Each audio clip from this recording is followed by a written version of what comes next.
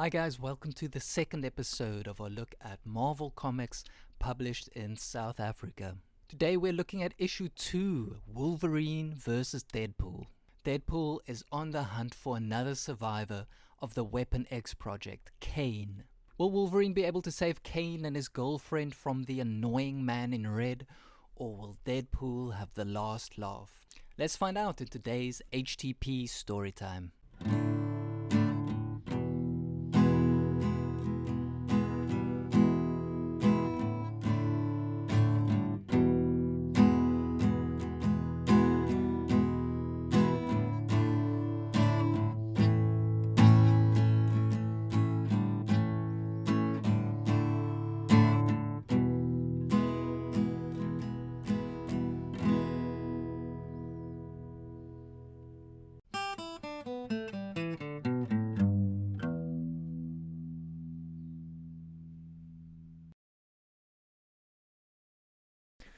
We are back with the second issue of the South African release of Wolverine.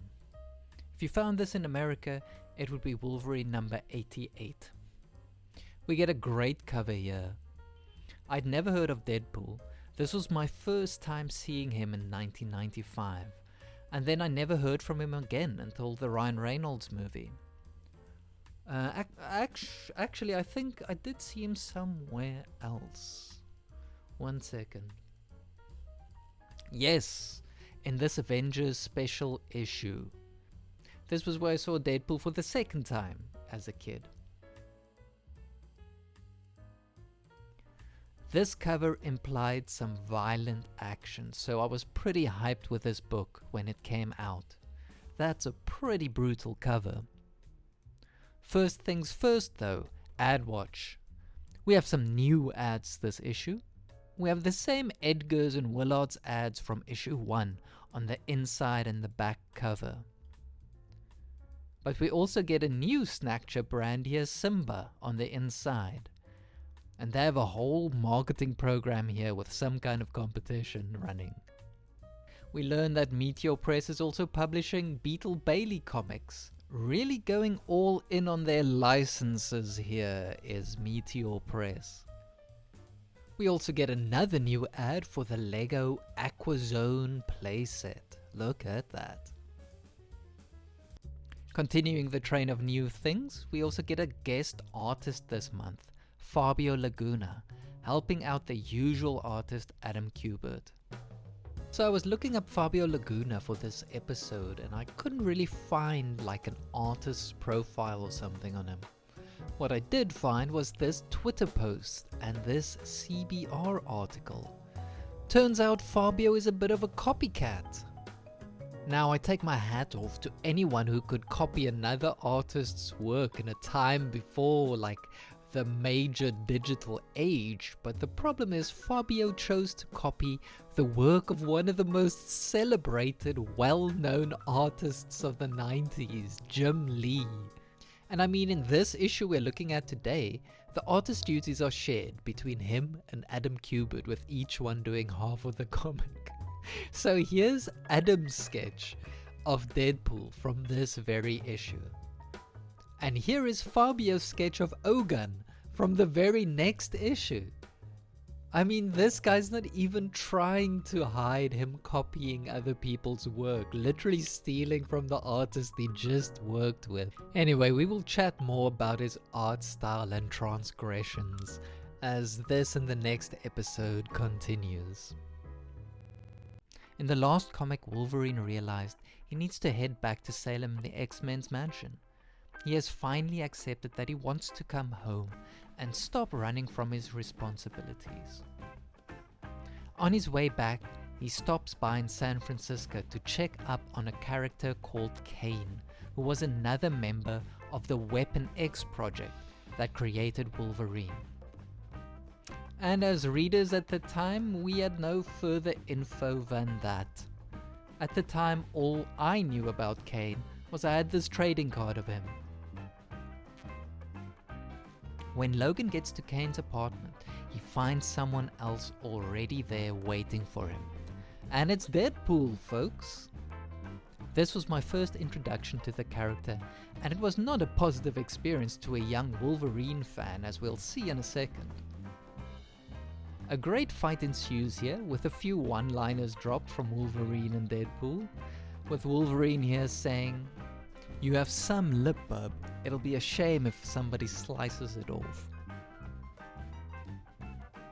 It looks like Wolverine is going to win, but Deadpool points out that just like Wolverine, he too has a healing factor, except his is working just fine, rubbing it in that Wolverine is still recovering from having his adamantium ripped out by Magneto. And we get a core memory coming up for me here. Wolverine attacks Deadpool, who was just playing possum so that it could stab him in the lungs. Man, it was a big deal for a kid seeing Wolverine get one-upped by this goofball. We learn that Deadpool is also looking for Kane as he notices a clue on the wall. It seems Kane is a member of a local theater troupe. The theater is called the Grand Guignol. This is a reference to an actual French theater that closed down in 1962. It specialized in basically the theatrical version of slasher movies, with an emphasis on the special effects during the climatic scenes of murder, like sprays of blood when a person gets stabbed. Next we cut to Kane on stage at said theater. He's training to be an actor with his partner Vanessa. He's not very good at it, and Vanessa tells him to not try to act, but rather to draw from his real-life emotions and just feel them on stage. This scene is also in reference to what the real Grand Guignol theatre represented, which was a more natural acting style from performers, rather than the dramatic emoting popular throughout the theatre's existence. We also get this direct reference to the Guignol horror acts, with this actress stabbed all over and covered in tomato sauce for the blood effect. Vanessa finally gets a real reaction from Kane when Deadpool shows up. Just as an aside, we get a great joke from the director here. "Look kiddies, I'm going out for coffee and Henway. You work out your motivations and be ready to work when I get back. Let's all get some coffee." "Hey, what's a Henway?" "About £2. We cut back to Wolverine and we learn that his healing factor is actually still working, just not perfectly, but good enough. He becomes closely acquainted with the same clue Deadpool saw earlier. He throws on a kimono and heads out to find a cab. The driver sees the state Logan is in and asks, "The hospital or the Grand Guignol?" And Logan says, "The Grand Guignol, baby." Cut back to Deadpool and his friends, and we kind of get a reason why Deadpool is after Kane in the first place. Apparently Kane stole Deadpool's girl. Now I don't know if this is true or not, but Vanessa doesn't need to be asked twice to step in and make her presence known. Back in the cab with Wolverine racing to save the day, we get a few more quips from the cab driver. "You know, I'm a thespian myself. Hey, you got your proclivities and I got mine, bub. A thespian is an actor?" I think the writers have gone a bit loopy from writing Deadpool's cheesy dialogue. Logan checks how well his face has healed by ripping the cab driver's rear view mirror off. That is not cool, dude. But payback is a bitch, as the cab driver claims his brakes have stopped working while they're riding on the hills of San Francisco. I think he just wants to put the fear of God in Logan after he ripped his goddamn rear view mirror off. But the mind games clearly don't work, as Wolverine just rips off the cab door and rides it down the road like a surfboard. We get an inexplicable series of panels here, thanks to artist Fabio Laguna. I can't figure out what sequence of events they're trying to depict here. Deadpool has Kane and Vanessa knocked down and he puts them in a bit of a catch-22 situation. Deadpool strikes at Kane's head with one of his swords, while tossing the other at Vanessa. But from how the panels are set up, it's not really much of a choice for Kane for who he's going to save unless he learns how to teleport. Fortunately, Wolverine teleports using his cab door surfboard all the way from the sidewalk into the theatre. He shows up in the nick of time to save the day. Although, instead of catching the sword or deflecting it with his claws, he just sticks his arm out and kind of absorbs the shot like an overzealous pincushion.